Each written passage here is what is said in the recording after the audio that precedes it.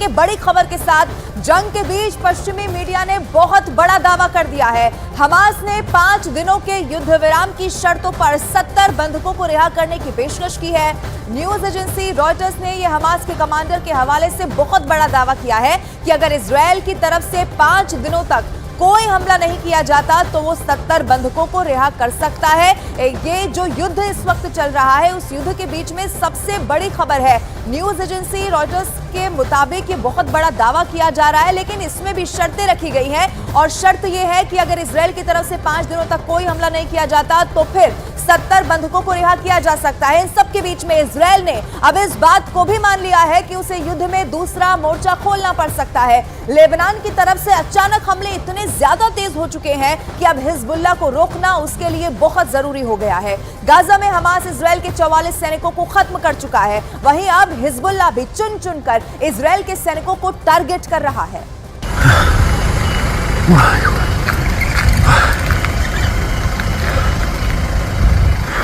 ये गाजा नहीं है, ये हमास भी नहीं है, ये है उत्तरी इजराइल।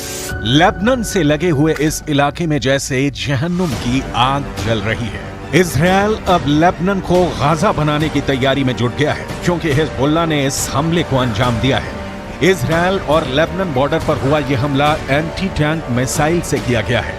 दावा किया जा रहा है कि इस हमले में इजराइल के कई सैनिक बुरी तरह घायल हुए हैं। अगर यह हमला बड़ा लगा तो इस अटैक को देखिए। हिजबुल्लाह के लड़ाके रमीम बैरक के पास एंटी टैंक मिसाइल फायर करते हैं और फिर होता है ये धमाका।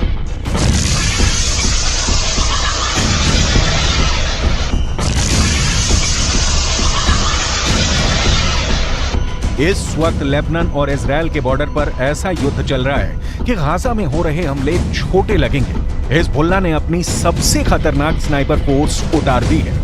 हिजबुल्लाह ने अपने एंटी टैंक दस्तों को इजराइल की पोस्ट पर लगातार हमलों का ऑर्डर जारी किया है।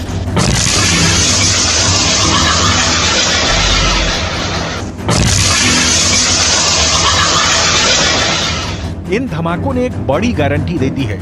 इन हमलों ने साफ कर दिया है कि अब इजराइल लेबनान को माफ नहीं करेगा। इजराइल के रक्षा मंत्री की बड़ी धमकी देखिए। מה שאנחנו עושים בעזה אנחנו יודעים לעשות בביירות. מה שאנחנו עושים בעזה אנחנו יודעים לעשות בביירות. इजराइल की वार्निंग बहुत साफ है। उसने जो हाल फिलिस्तीन के गाजा का किया है, यही हाल वो लेबनान की राजधानी बेरूत का कर सकता है। यानी इजराइल ने अब जो पहले गाजा का हाल किया है, वही वो बेरूत को दूसरा गाजा बनाकर करेगा। सवाल है कि इस युद्ध में कितने गाजा बनेंगे। हिजबुल्लाह का एक और हमला देखिए। हिजबुल्लाह ने इस वक्त इजराइल की नाक में दम कर दिया है। इजराइल को दूसरा मोर्चा खोलने के लिए मजबूर कर दिया है। हिजबुल्लाह इस वक्त इजराइल के लिए सबसे बड़ी टेंशन बन चुका है, क्योंकि हिजबुल्लाह ने साफ कर दिया है कि वो हमास के लिए अब कुछ भी करेगा और वो इजराइल पर हमले जारी रखेगा।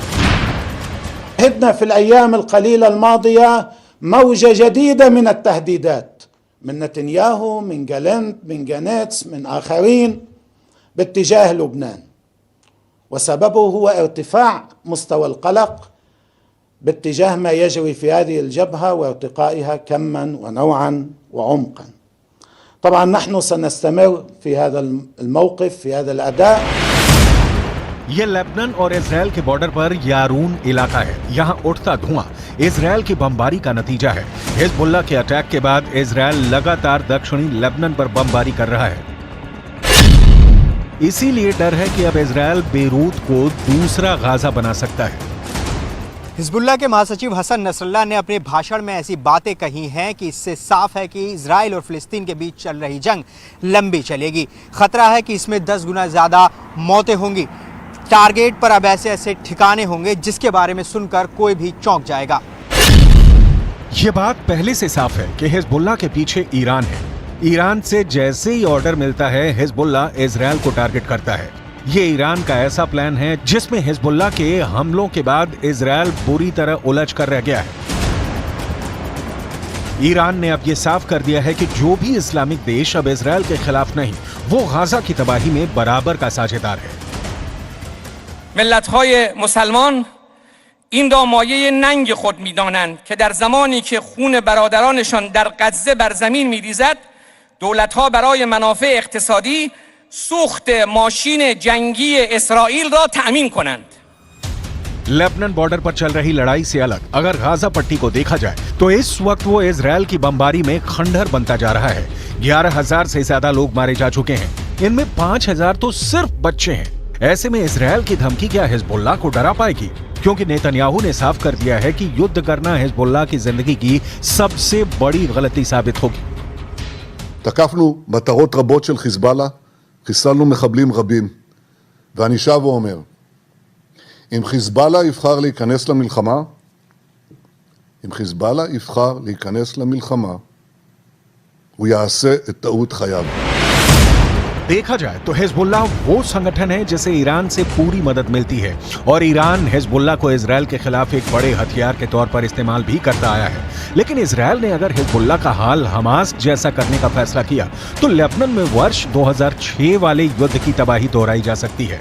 2006 में हिजबुल्लाह और ईरान के बीच 34 दिन तक युद्ध चला था। तब इजरायल के 121 सैनिकों को मिलाकर 160 लोग मारे गए थे, जबकि हिजबुल्लाह के 250 लड़ाकों समेत लेबनान के 1,200 लोगों की मौत हुई थी। हम अपनी वीडियो लाइब्रेरी से 17 वर्ष पहले लड़े गए इस युद्ध की तस्वीरें निकाल कर लाए हैं, ताकि इस बात का अंदाजा लगाया जा सके कि इजरायल फिर से लेबनान का वही हाल कर सकता है जो इस बार वो गाजा का कर रहा है। इसलिए हिजबुल्लाह को नेतन्याहू की धमकी को बहुत गंभीरता से लेना होगा, क्योंकि इजरायल अब बेरूत को दूसरा गाजा बना देगा। ये वो साफ साफ कह रहा है।